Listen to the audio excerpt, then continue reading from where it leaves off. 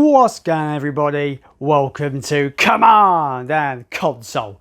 My name is Jason. Today it's another episode of Project PS2, and yes, like I was talking about the last video about holding off until you find something where you can pull it off the shelf, it's complete, and you're like, I'm buying this one without any hesitation. This was the kind of pickup video that I was holding off for. A visit to CEX where they had games on my list that I could just go yes, yes, yes, yes, boom, pick them up, add them to the PS2 collection. So yeah, we've got 5 titles in this video. I'm excited for all 5 of them, and yeah, really excited to get into this one. So without further ado, welcome to Project PS2. So yeah, like I said in the video, I was able to go to my local CEX. They had a new stock of PS2 titles in stock, and they had 5 games there, all with manuals that I wanted for the PS2 collection. So without further ado, let's get on to the first game. The first game is quite an obscure one in my opinion. I keep forgetting it exists, and I found it. It is called Tourist Trophy. Tourist Trophy, the real riding simulator. Now, if you're unaware from this game, this is literally a Sony published title. It is developed by Polyphony Digital, and if you might recognise that name, they are the team behind the Gran Turismo games. So this is essentially Gran Turismo with super bikes. I'm super stoked for this one. I knew this existed. I keep forgetting that it's out there, and I keep forgetting also that it's dirt cheap at the moment. This was £2 in CEX, exceptionally affordable. I don't know if the game's any good. No one really talks about this game like they do with Polyphony Digital's previous games, you know, from the Gran Turismo series. This came out around the same time, maybe a bit later, around 2005-ish. So I think Gran Turismo 4 was already a thing at this time. This is Tourist Trophy, Gran Turismo with motorbikes.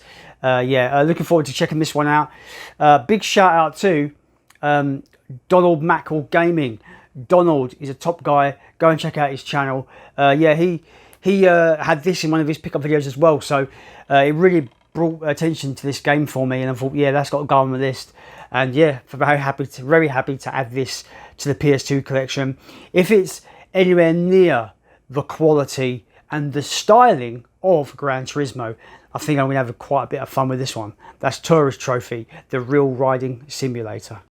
Next up, as you know from the previous pickups video, I am collecting Sonic the Hedgehog games for PS2, Xbox 360, GameCube, and we've already completed the Wii subset. So I added this one to the PS2 subset, the Sonic the Hedgehog Mega Collection Plus.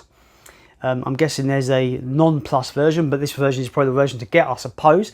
But yeah, the Sonic Mega Collection, it has a smorgasbord of classic Sonic titles: Sonic the Hedgehog, Sonic 2, Sonic 3, Sonic and Knuckles, Sonic 3D Flicker's Island, Sonic the Hedgehog Spinball, Dr. Robotnik's Mean Bean Machine, plus also the Game Gear variants of Sonic Hedgehog, Sonic Drift, Sonic Labyrinth, Dr. Robotnik's Mean Bean Machine, Sonic Blast, and Sonic Chaos. And it's got a bunch of unlockable games as well. So if you want just a kind of like greatest hits version of every Sonic game in one package, this is probably the set to get. Really happy to add this to the collection. This has dropped down in price considerably. The last time I saw it, this used to be like between £10 and £15 for the longest time. It's dropped down to £6, which I'm really happy about. That is Sonic the Mega Collection. Next up is a WWE game for the PS2 collection. I am looking to collect all the PS2 WWE titles, so this next game is no exception. Might be the best SmackDown title on PS2. SmackDown, Here Comes the Pain. I remember playing tons of this when I used to have a PS2 when I was a teenager. Absolute loads of this game. This for me is peak arcade style wrestling game. It's super fun. It's super easy to pick up and play. To execute moves is really fun. Grappling's awesome. Unleashing your finishing move looks flashy and powerful. This game is absolutely bang on for me when it concerns wrestling games. I've never got on board with the more modern wrestling games. Once it went into the 2K territory, it went too kind of more complicated with its mechanics and more kind of simulation based. WWE for me is just like fun, dramatic combat sport that tells a story. If you go to simulation with it in video games, it kind of is no longer fun to me. This game is over the top, fun, pick up and play action, and I love it. I absolutely love it. I think this signifies, for me anyway, the end of the great wrestling games. Sure, the SmackDown vs Raw games were okay. I've got loads of nostalgia for the first SmackDown vs Raw game on PS2. Loads of nostalgia for that one. It's still great as well. But as we moved on and on through the years and we get to the 2K era, it fell off a cliff for me. And I don't think we've had that truly great wrestling game ever since. You could talk about, like, you know, the N64 games being great, and I think on PlayStation this was the last great PlayStation WWE title for me. That's WWE SmackDown. Here comes the pain. Next up is another combat game, another fighting game. This game is weird because I never knew it existed until the 4th game came out. I'm talking about Soul Calibur 3. Now, I've never played Soul Calibur 3, so I don't know of its quality. All I know is that it's a sequel to Soul Calibur 2, and Soul Calibur 2 is one of the greatest fighting games ever made, in my opinion. So I'm looking forward to seeing how this one either steps it up from 2 or maybe like keeps it similar. I don't know what it does to set itself apart. I don't know. Let me know, guys, what you think about Soul Calibur 3. This was £10 in CX. I knew I had to have it. It was on my list for me. It's a game that I never had my hands on as a kid. I never knew it existed. Soul Calibur 4 came out and I was like, hold up a minute, where's number 3? And apparently number 3 came out on PS2. It must have been a kind of a sleeper release or something, because I don't remember any hype for this game or any media on this game in magazines or anything back in the day. So this must have been kind of like a quiet release, or maybe the hype wasn't there for it. But yeah, I just had to have it to the collection because I've never played it. I love Soul Calibur 2. I love, you know, Soul Blade and Soul Calibur 1 as well. So I thought, why not, you know? And I can't see this not being good, because Soul Calibur 4 was great. Soul Calibur 5 was a bit average, but still pretty decent. And I've not played Soul Calibur 6, but I will be getting those at some point down the road. But that is Soul Calibur 3.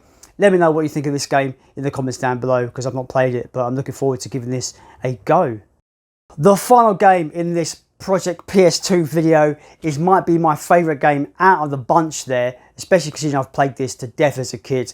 This was on the shelf in my previous pickups video, and I did mention that it's on the list, I want it, but I didn't get it that time. But this time round, when they had a bunch of other games I wanted for PS2, I thought, let's fill out that collection and tick this one off the list. It is The Legacy of Kain, Blood Omen 2. I love this game. It's a quintessential vampire gothic fantasy game. Really fun, really cool mechanics. I like the story as well. The story's interesting. The whole story, the whole vibe of Legacy of Kain is just excellent anyway, in my opinion. And it's a crime that we haven't got any new games over the last couple of decades. But yeah, Blood Omen 2 is great. If you played Blood Omen 1, this game is completely different. Blood Omen 1 was more of a Diablo clone, you know, isometric RPG-esque. This one, like I said, is more of a third-person action-adventure title. Still really good. If you played games like Soul Reaver and Soul Reaver 2, it kind of follows that kind of template of gameplay, but you play as Kain and you are able to feast on humans for blood and stuff like that. It's awesome. This game is fantastic. I absolutely adore it. Complete with manual. Yeah, what a game. This game is absolutely fantastic. Best game of the bunch in this video, in my opinion. That's Blood Omen 2, Legacy of Kain. I love this one. It's awesome. It'll sit nicely next to my Soul Reaver 2 release. I need to get the final game in the PS2 trilogy for Legacy of Kain, which is Defiance. Need to get that one in the collection as well. But this one had to come home with me. That's Blood Omen 2. Yes, what a game. So that's it, guys. That is my little video, little 5 pickups for Project PS2. I think I had really good luck with these. Great prices as well overall. Nothing too over the top expensive. But yeah, It shows you that patience is worth it. You know, holding off, waiting for the right time to be like, I'm getting this stuff. And I gave CX enough time to get some new stuff in and actually finally have stuff I want for the collection. So that's it, guys. Let me know your thoughts in the comments down below about any of these games, good or bad. And as always, let's continue to build a PS2 collection.